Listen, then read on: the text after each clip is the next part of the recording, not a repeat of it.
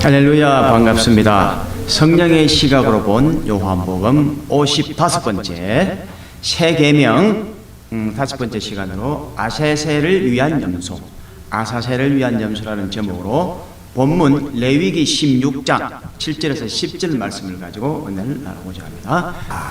이 고대의 사람들은 이 자연재해에 관해서 굉장히 민감했었죠.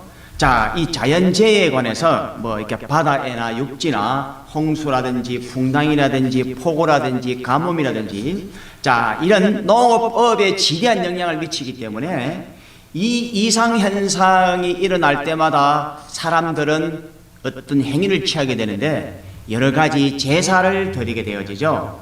자, 하지만 이 제사를 드리기 위해서는 어떤 제물이 필요했었죠. 자, 그렇기 때문에 동서양을 막론하고 이 어떤 제물을 가지고 제사를 드리는 행위는 에서 왔죠.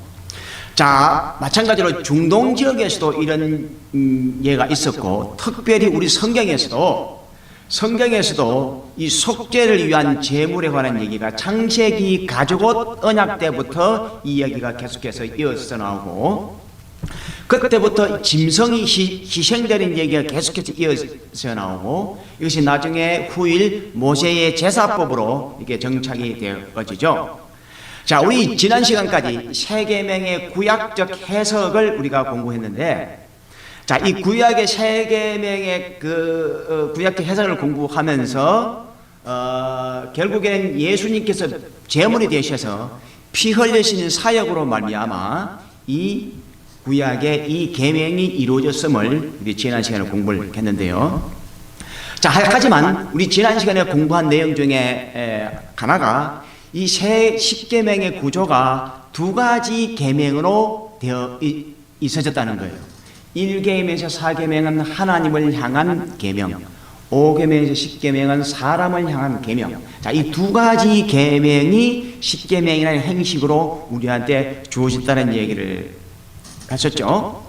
자, 그런데 이 구약에 보면 여러 형태의 여러 가지 이 제사를 위한 설명이 나오는데요. 오늘 이 본문은 염소를 준비하는데 2마리를 준비를 합니다.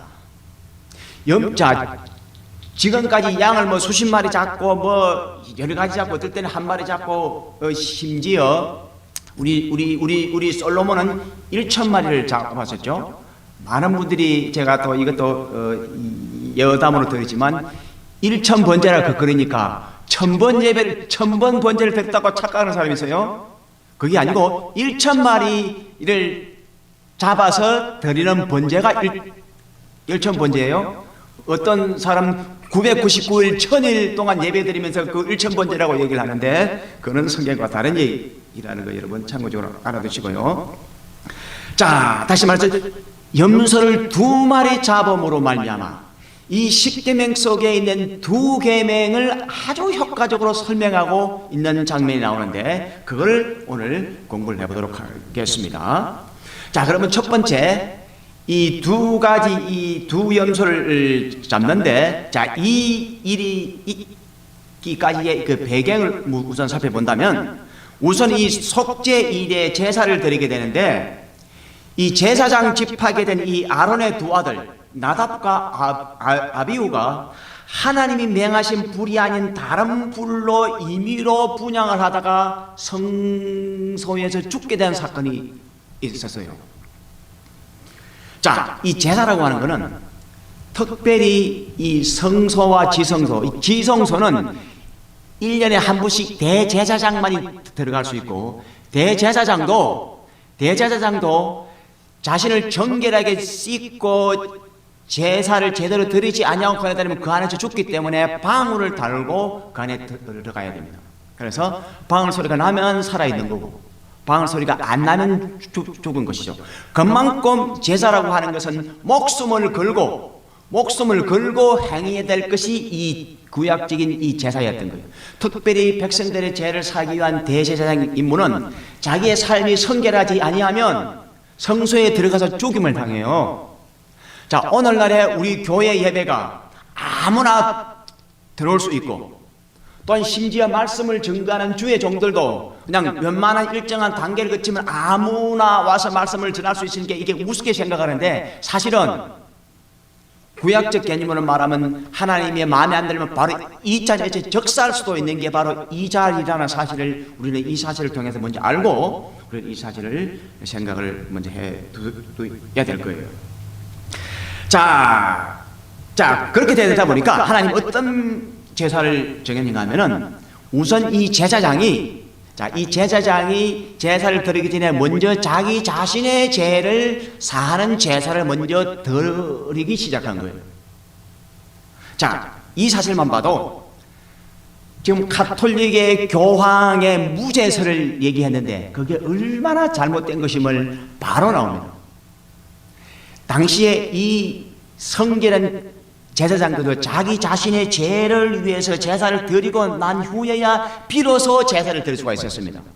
하지만 교황이 됐다고 해서 나는 무죄하다, 이거는 완전히 잘못된 교리임을 여기서 바로 우리가 알 수가 있죠. 자, 그리고 난 이후에 이제 백성들을 위해서 염소를 준비하는데 2마리를 준비합니다. 근데 왜 2마리를 준비할까요? 자, 구약에 여러 가지 제사가 있는데 특별히 이 2마리 염소를 준비하는 모습을 통해서 예수 그리스도가 이 세상에 오셔서 십계명을 이루신 것을 정확하게 이 영상을 보듯이 보여주는 그런 장면이 바로 이 아사셀 어린 양, 어린 염소 사건인데, 그거를 한번 살펴보도록 그렇게 하겠습니다. 자, 오늘 이 본문에 봐보면, 자, 2염소를 준비하고 제비를 뽑습니다. 자, 그런데 이 제비를 뽑는데 8절에 보니까 한 제비는 여호와를 위하고 한 제비는 아사셀을 위하여 할지며, 그렇게 되어 있습니다. 다시 말해서 2염소를 준비하는데 2염소가 갈 길이 다르고 소용되는 점이 다르다는 거예요. 다시 말해서 갈 곳이 2군데라는 거예요. 2군데이기 때문에 2마리를 준비한 거예요. 그러면 한 마리는 어디로 가느냐? 한 마리는 여호와를 위하고 한 마리는 여호와를 위해서 써여질 염소고, 다른 한 마리는 아사셀을 위하여 써여질 염소라는 거예요. 자, 그래서 9절에 보니까 아론은 여호와를 위하여 제비 뽑은 염소를 속죄제로 드리고 아사셀을 위하여 제비 뽑은 염소는 산대로 여호와 앞에 두었다가, 자, 아사셀을 위하여 제비 뽑은 염소는 산대로 여호와 앞에 두었다가 그것으로 속죄하고 아사셀을 위하여 광야로 보낼지니라. 자, 이렇게 되어진 거예요. 자, 그러면 여기서 이 신학자들 간에 이 논란이 있는데, 그 도대체 이 아사셀이 뭐냐? 아사셀이 뭐냐? 이 영어 성경에 보면 scapegoat 해가지고 속죄 염소로 번역을 하고 있습니다. 자, 속죄 염소로 번역하고 있는데 다행히 우리 한글 성경은 아사셀의 말을 넣고 있지만 NIV 같은 데는 그냥 scapegoat 이렇게 되어 있어요. 그러니까 이게 아사셀이란 말 자체가 무슨 말인지를 전혀 모르도록 이 번역이 되어 있습니다. 그렇기 때문에 이 영어권에 있는 사람들은 이 영어권에 있는 사람들은 뉴 인터내셔널 버전을 가장 많이 보고, 그 다음에 고전적인 사람들인 킹제임스 버전을 보는데 이 2가지 다 스케이프고트라고 번역이 되어 있습니다. 아사셀이라는 말은 몰라요, 이 영어 성경을 보는 사람들은. 그래서 참 이 영어 성경을 보는 사람들이 조금 이렇게 안타깝게 느껴지는데, 이 amplify라고 하는 이 한국 사람이 잘 모르는 그런 번역이 있는데, 여기서는 정확하게 아사셀이라는 말로 번역이 되어 있고 우리 한글 성경이 아사셀로 번역이 되는 게 이게 얼마나 감사할 일인지 몰라요. 자, 그럼 이 아사셀이란 말에 4가지 학설이 있습니다. 자, 첫 번째, 이 아사셀은 마귀를 상징한다는 게 첫 번째 학설이고, 그 다음에 2번째 학설은 광야의 지역 이름이 아사셀이라는 게 2번째 학설이고, 그 다음에 3번째는 광야로 보내진 순염소 이름, 순염소 이름이 아사셀이다. 그 다음에 4번째는 이 아사셀은 이름의 뜻이 제거하다, 리무브하다라는 뜻이기 때문에 제거되었다는 뜻으로 이 단어를 사용을 합니다. 그래서 제가 이 주석집을 몇 개를 살펴봐 보니까 3번 내지 4번, 다시 말해서 광야로 보내진 수염소 이름이나 제거되었다는 뜻은 이게 성경적이지 1번과 2번은 성경적이지 않다라고 주석들을 달아놓고 있습니다. 자, 그럼 제가 어떤 말을 할까요? 미안하지만요, 저도 공부를 한 사람이지만 학자들은 언제든지 어떤 걸 연구할 때 문자적인 해석을 먼저 합니다. 그래서 아사셀이라는 이 말을 연구해 보면, 에저란 말은 염소란 뜻이고, 그 다음에 아잘이란 말은 내보내다, 제거하다는 뜻이에요. 자, 그러다 보니까 이 아사셀이란 말은 염소 이름이거나 제거하다는 뜻이거나 내보내낸다는 뜻을 갖고 있으니까, 이 아사셀이라고 하는 것은 염소 이름이거나 내보낸다, 없앤다는 뜻일 것이다 라고 언어적인 해석을 한 거예요. 하지만요, 이 두 염소 이 사건은 바로 예수님이 이 세상에 오셔서 십자가에서 피 흘리시고 제물이 되셔서 죽으시는 그것을 예표적으로 보여지는 영상이에요. 보여지는 현상이에요. 자, 그렇기 때문에 이것은 신약 성경에 영적으로 그것을 해석을 해서 예수 그리스도라고 우리한테 소개하고 있는 거예요. 그렇기 때문에 이것은 언어적으로 해석할 일이 아니고, 그 상황을 보고 영적으로 해석을 해야 되는 문제예요. 자, 그렇다면, 자, 아사셀을 위하여 보낸다고 했습니다. 자, 아사셀을 위하여 보낸다고 했는데, 그 염소 이름이 아사셀이라는 말을 해석에 오히려 맞히질 않죠. 자, 첫 번째 염소는 여호와를 위해서 준비한다고 했습니다. 그러면 아사셀, 두 번째 염소는 아사셀을 위하는데, 이것도 여호와의 준하는 이 염소를 받아서 어떻게 할 수 있는 위치에 있는 인격적인 존재인 거예요. 거기에 아사셀을 위해서 아사셀을 보낸다, 그건 말이 안 되는 해석이에요. 근데 이게 다소 처리되어 있는 거예요, 지금 현재. 다음에 그 다음에 제거한다, 보낸다, 그것은 우리가 그렇게 해석할 수 있습니다. 왜냐하면 이 염소를 보낸 이유가 그 염소에 우리 백성들의 죄를 다 증가시키고, 그 염소가 그 죄를 짊어지고 나가서 광야로 나가는 거기 때문에, 죄를 제거하고 죄를 없애러 나가는 거기 때문에 이것은 어느 정도 해석이 가능합니다. 그렇지만 이건 역시 아사셀을 위하여 이 염소가 나가고 있기 때문에, 아사셀을 위하여 염소가 있기 때문에 아사셀은 어떤 특정한 인격적인 존재라는 점을 설명을 못하기 때문에, 가장 합당한 설명은 마귀로 해석하는 것이 가장 합당한 설명이에요. 이것은 영적 해석이에요. 문자적인 해석이 아니고. 자, 실제적으로 많은 학자들이 이것에 동의하고 있습니다. 그래서 아사셀이라고 하는 것은 광야의 신, 광야의 마신, 신학적으로 말하면 세상신, 이 세상신, 세상 권세를 잡고 있는 마귀를 상징하는 존재라고 보는 것이 가장 합당한 영적 해석이에요. 다시 말해서 학술적으로 보면 3번, 4번을 택하지만 영적으로 보면 1번을 택하도록 되어 있다는 걸 제가 먼저 말씀을 드리도록 할게요. 자, 그 다음에 이제 두 번째로 이 두 가지를 위한다는 두 가지 위함이 있는데, 이것이 가르치는 영적 의미가 뭔지를 살펴보도록 하겠습니다.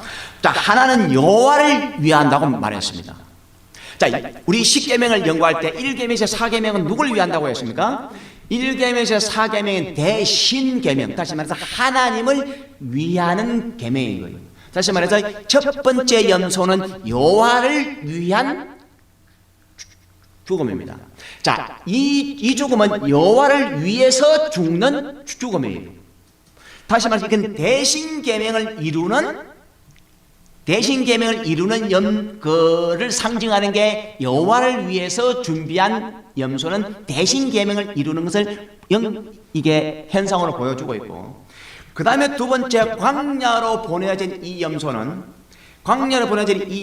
바로, 광야가 어디냐? 저 하늘나라에서 광야는 바로 이 세상이에요. 바로 이 세상에 우리 인간의 인류의 죄를 짊어지고 이 세상에 와서 이 세상의 광야이신 마귀에게 죽임을 당하는 예수 그리스도를 보여주는 거예요. 자, 그렇다면 예수님께서 이 세상에 오실 때 어떻게 왔습니까? 말씀이 육신이 되어 이 세상에 오셨습니다.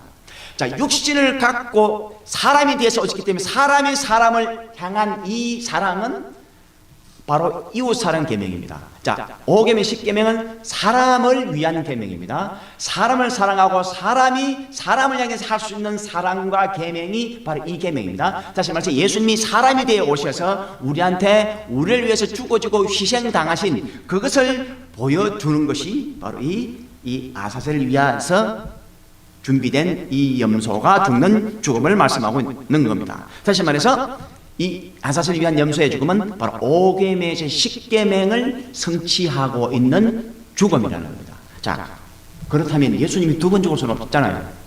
우리 예수님 한 번 부인데 두 번 죽을 수는 없잖아요. 다시 말해서 예수님이 십자가에서 단 한 번의 죽음인데 그 예수님의 죽음은 하나님한테는 하나님을 위한 계명을 성취시킨 것과 동시에 사람한테는 사람을 위한 계명도 동시에 성취신 죽음이었다는 겁니다. 그럼 그것을 어떤 그 구약 성경의 어떤 그 시점각으로 보여줘야 되잖아요. 그게 바로 이 사건입니다. 그래서 여호와를 위한 준비한 염소는 바로 하나님을 향한 법을 성취시키는 것을 보여주는 염소였고, 그 다음에 아사셀을 위한 염소는 사람을 향한 이 이웃 5계명 10계명 이웃사랑의 법을 성취시키는 것을 보여주는 것이 이 아사셀을 위한 염소였다는 겁니다.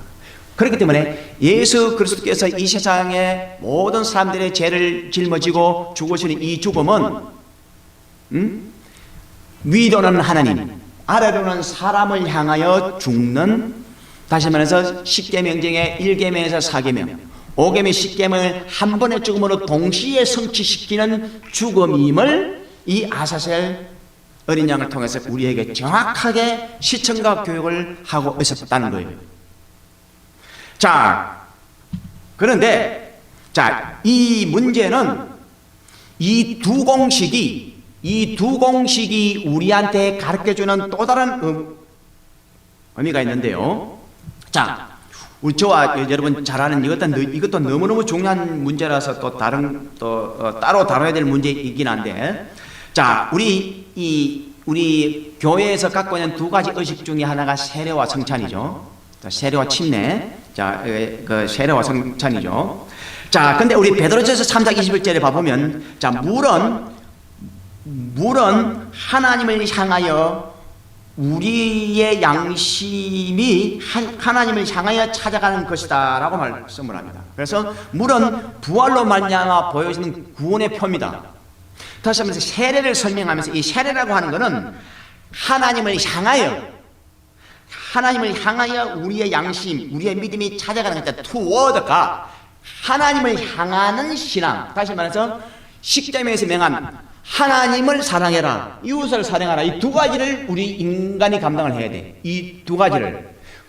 그렇다면 세례라고 하는 것은 이 세례라고 하는 것은 하나님을 향하여 찾아가는 겁니다. 다시 말해서 세례라고 하는 것은 사람을 위한 사랑이 아니고 하나님을 향한 우리의 신앙을 보여주는 게 이게 세례예요. 자, 그러면 사람을 향해 보내주는 게 뭘까? 이게 성찬입니다. 자, 그래서 마태복음 26장 28절 보면 제사함을 얻게 하려고 많은 사람을 위하여 흘리는 바 나의 피 곧 언약의 피니라. 많은 사람을 위하여 흘리는 피. 자, 이 성찬의 피는 사람을 위하여 흘리는 피예요. 하나님을 위해서 흘리는 피가 아니에요. 성찬의 피는 사람을 위하여 흘리는 피예요. 왜냐? 하나님을 위한 것은 세례가 따로 있어요. 세례로 하나님이 향한 법을 성취시키는 것이고, 성찬을 통해서 이웃과 형제를 위한 법을 성취시키는 겁니다. 그래서 우리 교회는 두 가지 의식이 존재하는 겁니다. 세례가 빠져도 안 되고 성찬이 빠져도, 이 두 가지가 반드시 있어야만이 하나님을 향한 사랑, 이웃을 향한 사랑, 사람을 향한 사랑이 동시에 성취될 수가 있는 겁니다. 그래서 이 두 가지 공식도 바로 이 두 마리 염소에서 이것이 연유하고 있고, 1계명, 4계명, 5계명, 10계명, 10계명이 두 가지로 이루어지는 게 여기에서 세례와 성탄도 나왔고, 여기에서 하나님 사랑, 이웃 사랑도 나왔고, 이 모든 그 원리가 여기에서 도출이 됐다는 사실을 여러분들이 깨달아야만이 이 세례와 성탄이 얼마나 중요한지 압니다. 그런데 제가 오늘 시간이 없어서 얘기를 못합니다만은 공통적인 것에 이 재물은 죽어야 돼요. 죄물로 살아있으면 돼. 예수 그리스도를 상기한 존재이기 때문에 이 존재는 죽어야 됩니다. 그럼 광야로 잡혀가면, 광야 내보내면 이 염소는 죽어야 됩니다, 반드시. 그래서 마가복음 1장 12절에 보면 예수님이 성령이 예수님을 광야로 내보는 장면이 나옵니다. 자, 거기에 보면 광야에 들짐승과 같이 있다고 그렇게 나옵니다. 그래서 광야로 보내준 이 아사셀을 위한 이 염소는 광야로 가서 들짐승에게 잡혀 죽든지 사람에게 잡혀 죽든지 어쨌든 이 존재는 광야에서 죽음을 당한 겁니다. 예수님은 이 세상에 오셔서 누구의 손에 죽든지 간에 예수님은 죽을 운명으로 이 세상에 오는 것과 똑같은 거죠. 바로 저와 여러분의 삶도 광야에 가서 누군가에게 우리는 고난을 당하는 게 당연한 겁니다. 대접하려고 생각하는 그는 이미 구약적 개념을 이해하지 못한 처사입니다.